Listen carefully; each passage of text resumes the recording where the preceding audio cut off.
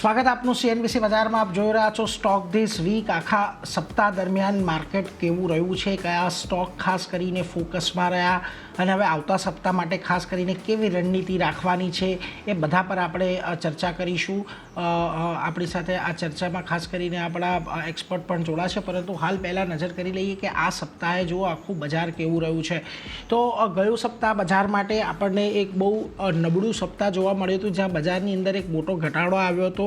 ત્યારબાદ આ સપ્તાહે ખાસ કરીને મેઇનલાઇન ઇન્ડાઇસીસ એટલે કે નિફ્ટી અને સેન્સેક્સની અંદર થોડો ઘણો ઘટાડો આપણને આગળ વધતો દેખાયો છે. 0.5% જેટલું નિફ્ટી ઘટ્યું છે, સેન્સેક્સ લગભગ 1% જેટલું ઘટ્યું છે અને નિફ્ટી બેંકની અંદર આ સપ્તાહે 5%નો ઘટાડો આવતો જોવા મળ્યો છે. જોકે મહત્ત્વની વાત એ છે કે આ સપ્તાહે 23,800 આખા સપ્તાહ દરમિયાન બહુ સારો સપોર્ટ તરીકે ડિફેન્ડ કરવાનું નિફ્ટીને કામ કર્યું હતું, પરંતુ આજના દિવસે ક્લોઝિંગ સમયે આપણને 22,800ના લેવલ બ્રેક થતાં દેખાયા. નિફ્ટી મિડકેપ અને સ્મોલ કેપમાં આ સપ્તાહે આપણને સારી તેજી ખાસ કરીને જોવા મળી છે. ઓલમોસ્ટ મિડકેપ લગભગ 0.5% જેટલો વધ્યો છે અને સ્મોલ કેપની અંદર 1.25%થી વધારેનો ઘટાડો આવ્યો છે.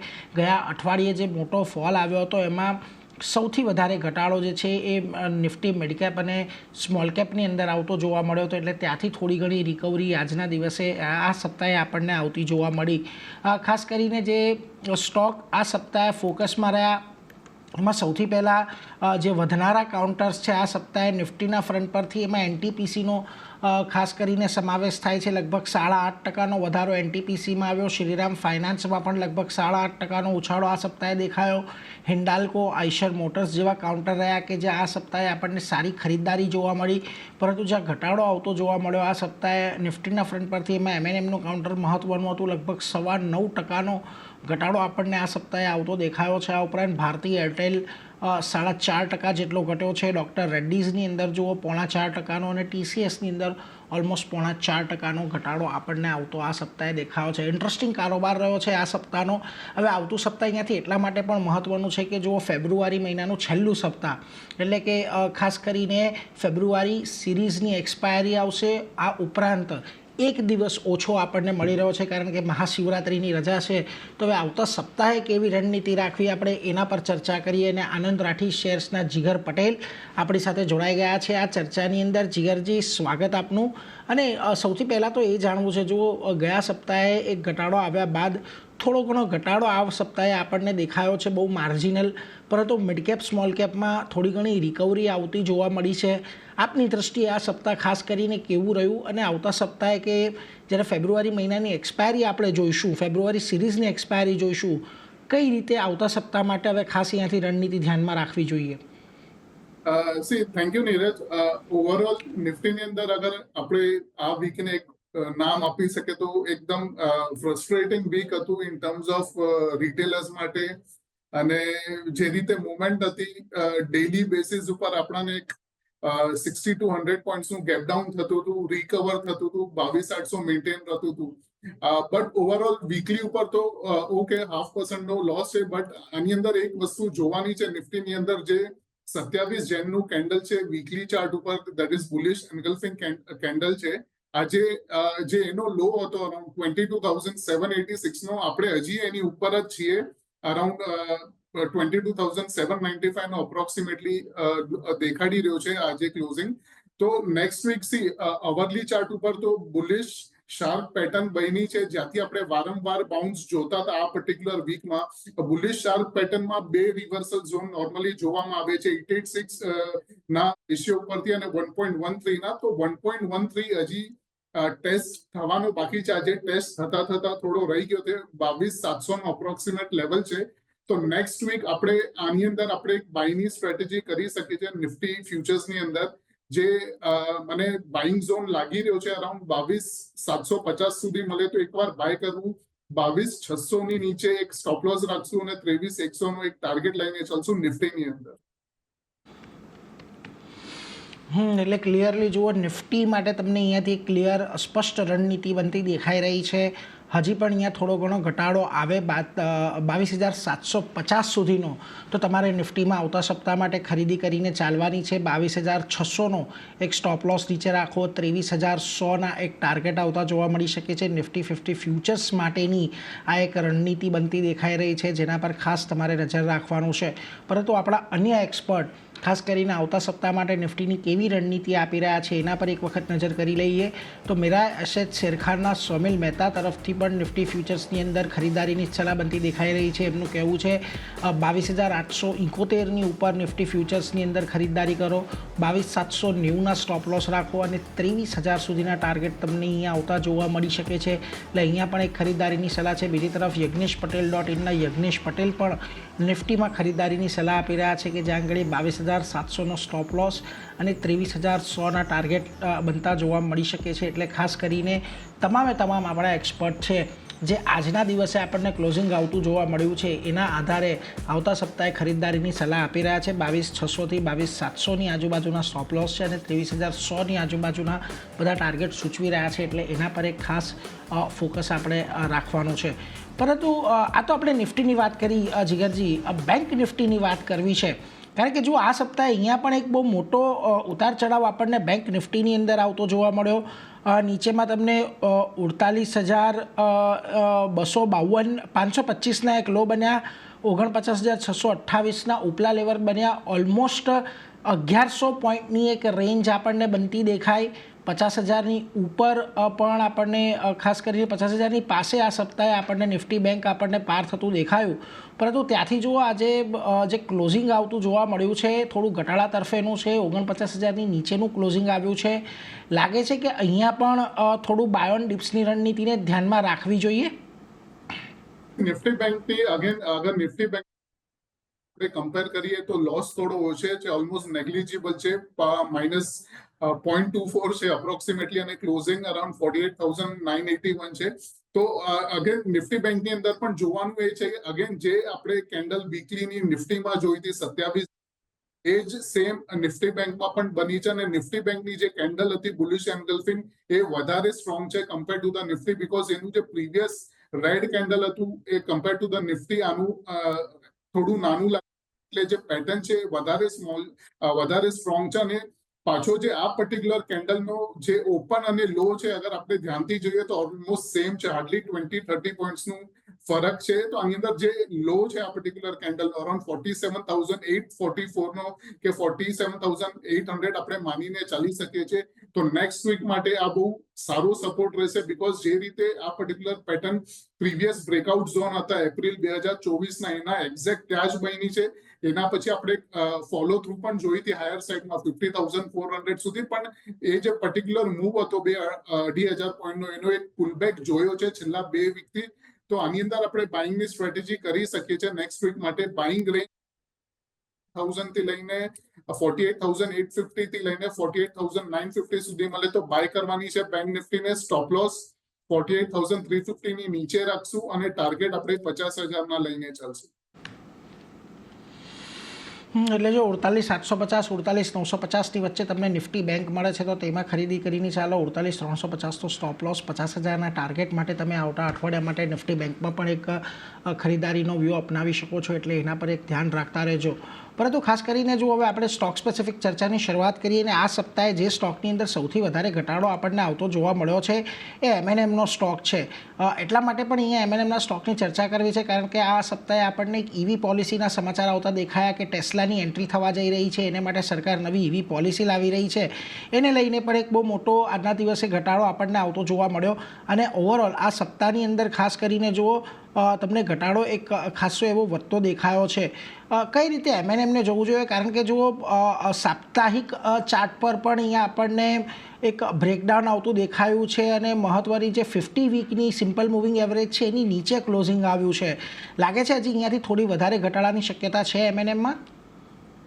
M&Mમાં સપ્ટેમ્બર 2024 થી લઈને કરન્ટલી આ જે પર્ટિક્યુલર વીક એન્ડ થયો છે એક જ રેન્જમાં અતિ મોટી રેન્જ હતી અરાઉન્ડ 3,200 થી લઈને 700ની રેન્જ મેન્ટેન રહી છે આ પર્ટિક્યુલર આ બધા વીક્સની અંદર, અને કરન્ટલી આપણે એના એક્સ્ટ્રીમ લેવલ ઉપર છીએ 2700 થી લઈને 2600ની જે રેન્જ છે. તો આની અંદર બાઇંગની એડવાઇસ રહેશે, પણ એટલીસ્ટ મંડે ટ્યુઝડે અગર 2600ની ઉપર ટકી રહે અને મેન્ટેન રહે, ક્લોઝિંગ કન્ટિન્યુઅસલી 2600ની ઉપર આપતું રહેશે 2 થી આની અંદર ડેફિનેટલી બાય બનશે, બીકોઝ આપણે અત્યારે એક્સ્ટ્રીમ ઝોનમાં ટ્રેડ કરી રહ્યા છે, એટલે બાઉન્સ આવવાના પૂરા ચાન્સીસ છે 2600ના લેવલ. આની અંદર ઇન કેસ સસ્ટેન રહે છે તો 2600ની નીચે એક સ્ટોપ લોસ લગાડવાનો છે, અને બાઉન્સ મને એટલીસ્ટ એક વીકની અંદર અરાઉન્ડ 2850 સુધી લાગી રહ્યો છે આની અંદર. એટલે થોડુંક વેઇટ એન્ડ વોચ કરજો. સોમવારના દિવસે સોમવાર મંગળવાર થોડો વોચલિસ્ટમાં રાખો. 2600 જો બ્રેક નથી થતા તો પછી તમે અહીંયા ખરીદદારી કરો, પરંતુ 2600 બ્રેક થાય છે તો એક મોટી વેચવાલી આવતી જોવા મળી શકે છે, એટલે એમએનએમની એ પ્રકારે પણ ધ્યાનમાં રાખવાનો છે. આ બીજું એક કાઉન્ટર જે આ સપ્તાહે નિફ્ટીના ફ્રન્ટ પરથી ઘણું ઇન્ટરેસ્ટિંગ રહ્યું, એનટીપીસીનું કાઉન્ટર હતું. જુઓ વીકલી ચાર્ટની પહેલાં વાત કરી લઈએ તો અહીંયા ગયા અઠવાડિયે આવેલા ઘટાડા બાદ જે 100 વીકની મૂવિંગ એવરેજ છે, સિમ્પલ મૂવિંગ એવરેજ, ત્યાંથી એક સારો બાઉન્સ આપણને જોવા મળ્યો. ડેઇલી ચાર્ટ પર તો બહુ જ સારી બુલિશ કેન્ડલ અહીંયા આપણને છેલ્લા 3-4 દિવસમાં બનતી દેખાય છે. 20 દિવસ 50 દિવસથી મૂવિંગ એવરેજની ઉપર આ સ્ટોક આવ્યો છે. લાગે છે એનટીપીસીમાં થોડુંક ધ્યાન રાખવું જોઈએ. 340 સુધી એની એકાદ કદાચ આપણને પુલબેક અહીંયા જોવા મળી શકે, જે પ્રકારની અહીંયા વોલ્યુમ સાથેની ખરીદારી આ અઠવાડિયે જોવા મળી છે. એનટીપીસી ડેફિનેટલી લાસ્ટ 3-4 દિવસથી આઉટ પરફોર્મ કરી રહ્યો છે, અરાઉન્ડ બોટમ 300ના આજુબાજુ ક્લોઝિંગ છે. તો આની અંદર જે ટોપ 2024 સપ્ટેમ્બરમાં બનેલું ત્યાંથી જે બેર ટ્રેન્ડ લાઇન હતી એને પણ આજે બ્રેક, એની ઉપર જ ક્લોઝિંગ પણ આવી છે. તો નેક્સ્ટ વીક થોડું નીચે મળે અરાઉન્ડ 320-322 સુધી, તો ડેફિનેટલી આને બાય કરવાની સલાહ રહેશે. સ્ટોપ લોસ આપણે 310ની નીચે રાખશું, અને બાઉન્સ અને જે મને ટાર્ગેટ લાગી રહ્યો છે પહેલો 350 છે અને બીજો 355. એક એપીએલ અપોલો ટ્યુબ પર જીગરજી નજર પડી રહી છે. વાયદા બજારનું કાઉન્ટર છે. આ સપ્તાહે જુઓ એક વોલ્યુમ સાથે સારો એવો ઉછાળો જોવા મળ્યો, લગભગ 13-14%. ગયા અઠવાડિયે જે 1300 સુધીનો ઘટાડો આવ્યો હતો, ત્યારબાદ આ સ્ટોકમાં સારી એવી ખરીદદારી આવતી જોવા મળી છે. કઈ રીતે અહીંયા હવે ખાસ ધ્યાન રાખવું? એપીએલ અપોલો ટ્યુબ્સમાં ઓવરઓલ જે રીતે વીકલી ગેઇન્સ જોવામાં આવે છે અરાઉન્ડ 14% છે, અને જે રેઝિસ્ટન્સ હતો પ્રીવિયસ ટ્રેન્ડ લાઇનનો, જે પહેલા સપોર્ટ હતો બ્રેક થયા પછી રેઝિસ્ટન્સ હતો, અને અગેન નાવ સપોર્ટ એક્ટ કરશે, એ છે 1425ના લેવલ છે. તો આની અંદર નેક્સ્ટ વીક અગર નીચે પુલબેક આવે છે અરાઉન્ડ 1465 સુધી, તો ડેફિનેટલી આને બાય કરવું જોઈએ, અને સ્ટોપ લોસ જે રહેશે આપણે 1385ની નીચે રાખશું, અને ટાર્ગેટ અરાઉન્ડ 1640ના લઈને ચાલશું. એટલે જુઓ ખાસ કરીને અહીંયાથી એક ઘટાડે ખરીદારીની સલાહ બનતી દેખાઈ રહી છે અહીંયા એપીએલ અપોલો પર, એટલે એના પર એક ખાસ ધ્યાન રાખતા રહીશું. પરંતુ જાંગડી આપણને આ સપ્તાહે એક મોટો ઘટાડો આવતો દેખાયો, એમાં એક કાઉન્ટર ભારત ડાયનામિક્સ એટલે કે બીડીએલનું પણ હતું. જો વીકલી ચાર્ટ પર એક બ્રેકડાઉન આપણને ખાસ કરીને અહીંયા જોવા મળ્યું, 1000ની પાસે આ કાઉન્ટર ફરી પાછું આવતું દેખાયું છે, અને સતત ત્રીજું અઠવાડિયું છે કે આ કાઉન્ટર જ્યારે ઘટતું જોવા મળ્યું છે. અને જો તમે ફેબ્રુઆરી મહિનામાં જોશો તો આ કાઉન્ટર 22-23% જેટલું ઘટી ગયું છે. લાગે છે અહીંયા કદાચ આપણે થોડો ઘણો ઘટાડો હજી વધતો જોવા મળે ભારત ડાયનામિક્સમાં. બીડીએલમાં 950ના લેવલ્સ તો એક્સપેક્ટેડ છે, અગેન બીકોઝ 950ના લેવલ્સ આગળ એક પેટર્ન કમ્પ્લીટ થશે, જે કે એક બુલિશ પેટર્ન છે. બટ ઓવરઓલ 950 લેવલ્સ જે છે, અગર ઇન કેસ મંડે ટ્યુઝડે આવે છે તો એટલીસ્ટ 1-2 દિવસ વેઇટ કરવું કે 950 આગળ સસ્ટેન થાય છે. 2 થી 3 દિવસ અગર થઈ જાય છે તો આપણે એક સ્ટોપ લોસ 900ની નીચે રાખશું અને બાય કરશું, અને બાઇંગ કર્યા પછી ટાર્ગેટ 1150નો લઈને ચાલશું. એટલે જો થોડો ઘણો ઘટાડો આવે છે 950 સુધીનો, તો ખરીદારી કરીને ચાલો. 1150 સુધીના એક લેવલ ખાસ કરીને આવતા જોવા મળી શકે છે, એટલે એના પર એક નજર રાખતા રહેજો. પરંતુ જો આ અઠવાડિયે આપણને જાંગડી થોડો ઘણો ઉછાળો અન્ય જગ્યાએ ખાસ કરીને આવતો દેખાયો છે, એમાં એક જેએસડબલ્યુ ઇન્ફ્રાનું પણ કાઉન્ટર છે કે જાંગડી આજના દિવસે તો સારો ઉછાળો હતો જ, પરંતુ વીકલી ચાર્ટ પર પણ જુઓ લગભગ 11-11.5%નો ઉછાળો આવ્યો છે. જે ગયા અઠવાડિયે એક મોટો ઘટાડો આવ્યો તો એ ઘટાડો થોડો ફિઝલ આઉટ થતો દેખાયો છે, અને 225 પણ વીકલી ચાર્ટ પર એક મહત્ત્વના સપોર્ટ છે. લાગી રહ્યું છે અહીંયા ધ્યાન રાખવું જોઈએ જેએસડબલ્યુ ઇન્ફ્રામાં, કે પછી થોડોક અત્યારે અવોઇડનો કેન્ડિડેટ બની રહ્યો છે? જે રીતે લાસ્ટ 2 દિવસમાં સારો મૂવ આવ્યો છે, બટ અવરલી સ્કેલ ઉપર મને ઓવર સ્ટ્રેચ લાગી રહ્યો છે. તો નેક્સ્ટ વીક ધ્યાન રાખવું જોઈએ. આની અંદર અરાઉન્ડ 250 સુધી મળે તો બાય કરવો જોઈએ. સ્ટોપ લોસ આપણે 245 ની નીચે રાખશું ક્લોઝિંગ બેસિસ ઉપર, અને ટાર્ગેટ જે લાગી રહ્યો છે મને 275 થી 272 ના લાગી રહ્યા છે. 275 થી 272 લાગી રહ્યા છે, પરંતુ થોડો ઘટાડે ખરીદારી કરવાની સલાહ છે. એટલે ખાસ કરીને ધ્યાન રાખજો. JSW ઇન્ફ્રા પર ઘણી મોટી ઉતાર ચઢાવ આપણને આવતી જોવા મળી છે. બીજી તરફ ફાર્મા સ્પેસ આ અઠવાડિયે થોડું ઘણું નબળું રહ્યું. જે પ્રકારે આપણને ખાસ કરીને ટ્રમ્પ દ્વારા ટેરિફની એક જાહેરાત થતી જોવા મળી, અને એમાંથી એક કાઉન્ટર બાયોકોનનું નજરે પડી રહ્યું છે. લગભગ 8.25% ઘટાડો બાયોકોનમાં આ સપ્તાહે આવતો જોવા મળ્યો, અને જો તમે 2 સપ્તાહમાં જોશો તો ઓલમોસ્ટ કાઉન્ટર 18% જેટલું ઘટી ગયું છે ઉપરના સ્તરેથી. અહીંયા શું મત બની રહ્યો છે? લાગે છે અહીંયા ફરી પાછા એક વખત આપણને 310 સુધીના લેવલ કે 300 સુધીના લેવલ આવતા જોવા મળી શકે? ચાર્ટ જોઈને લાગી રહ્યું છે કે 300 ના લેવલ્સ આવી શકે છે, અને બાઇંગની તો એઝ ઓફ નાઉ સલાહ ડેફિનેટલી નથી જ, બટ 300 ના લેવલ્સને વોચ આઉટ કરવું પડશે, બીકોઝ આની ઉપર સસ્ટેન થાય છે એટલીસ્ટ આખું નેક્સ્ટ વીક તો જ આની અંદર બાઇંગ બનશે. અગર ઇનકેસ 300 ના નીચે ક્લોઝિંગ આવે છે નેક્સ્ટ વીક કે મે બી એના પછીના વીકમાં, તો આપણને 280 ના લેવલ્સ પણ જોવા મળી શકે છે. તો નેક્સ્ટ વીક અગર બાય કરવું હોય તો એટલીસ્ટ એક વેટ એન્ડ વોચ રાખશું આની અંદર કે 300 ની ઉપર સસ્ટેન રહે કન્ટિન્યુઅસલી.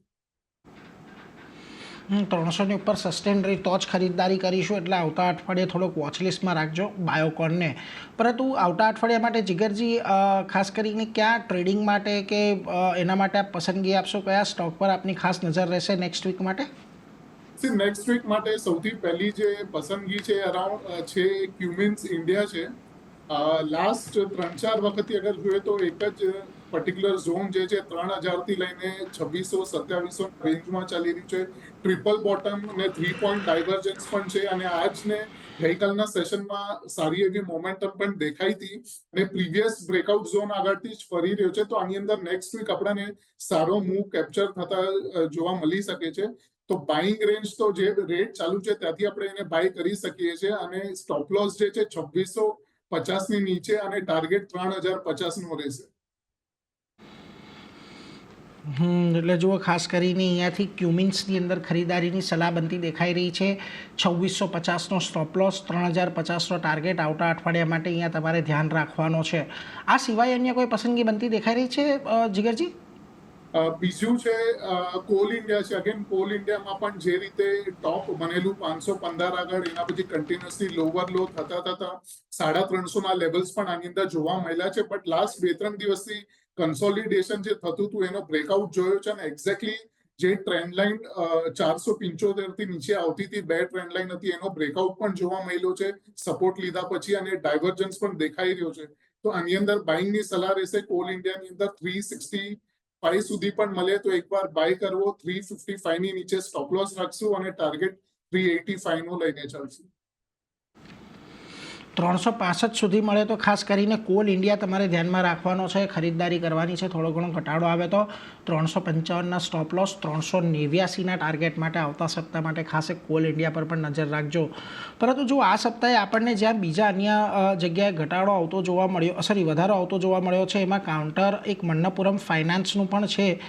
ગયા અઠવાડિયે આની અંદર લગભગ 14-15% ઘટાડો આવ્યા બાદ એક રિટ્રેસમેન્ટ આ અઠવાડિયે આવતું જોવા મળ્યું છે, લગભગ 13%. જે પ્રકારના અહીંયા ચાર્ટ બનતા દેખાઈ રહ્યા છે, આમ તો 210 પાસે આ સ્ટોક છેલ્લા ઘણા સમયથી એક રેઝિસ્ટન્સ ફેસ કરી રહ્યો છે જીગરજી, પરંતુ લાગે છે અહીંયા કોઈ થોડા ઘણા નાના ગેપ માટે બાય કરવું જોઈએ કે પછી થોડીક વેઇટ કરશો 210 પાર નીકળવાની? મનપુરમમાં એઝ ઓફ નાઉ તો એડવાઇઝ નથી બાઇંગ કરવાની, બીકોઝ જે રીતે એક જ લેવલ છે 230 ના, ત્યાંથી વારંવાર રિજેક્ટ થાય છે. બટ ઓવરઓલ નેક્સ્ટ વીક એક નાનો રેઝિસ્ટન્સ છે 210 નું. 210 ની ઉપર નીકળે છે તો આપણને 230 સુધીના ટાર્ગેટ જોવા મળી શકે છે. તો 210 બાય કરીને 230 ના ટાર્ગેટ રાખવાના છે, અને 200 ની નીચે એક સ્ટોપ લોસ લઈને ચાલશું. 210ની ઉપર નીકળે છે તો ખાસ કરીને 230ના ટાર્ગેટ માટે તમે અહીંયાથી ખરીદદારી કરી શકો છો. એટલે મન્નપુરમ ફાઇનાન્સ પર એક ખાસ તમે ધ્યાન રાખજો આવતા સપ્તાહ માટે. પરંતુ એ સાથે જીગરજી, આપની રજા લેવાનો સમય થયો છે. ઘણા બધા સ્ટોક ડિસ્કસ કર્યા, આ અંગેના કોઈ ડિસ્ક્લોઝર? જે પણ આપણે સ્ટોક્સ ડિસ્કસ કરી રહ્યા છે એમાં સ્પેસિફિકલી ક્યુમિન્સ ઇન્ડિયા અને કોલ ઇન્ડિયા ઓલરેડી અમે ક્લાયન્ટને રેકમેન્ડ કર્યા છે. એમાંના મારી કે ના કોઈ એસોસિએટેડ પોઝિશન છે. Thank you. જી જીગરજી, આભાર આજના દિવસે અમારી સાથે જોડાયા અને આવતા સપ્તાહની રણનીતિ બનાવવામાં મદદ કરી એના માટે. તો એ સાથે જ અત્યારે મારો પણ રજા લેવાનો સમય થયો છે, પરંતુ CNBC બજાર પર સતત અપડેટ ચાલુ છે. તો હાલ મને આપજો રજા. જોતા રહો CNBC બજાર. નમસ્કાર.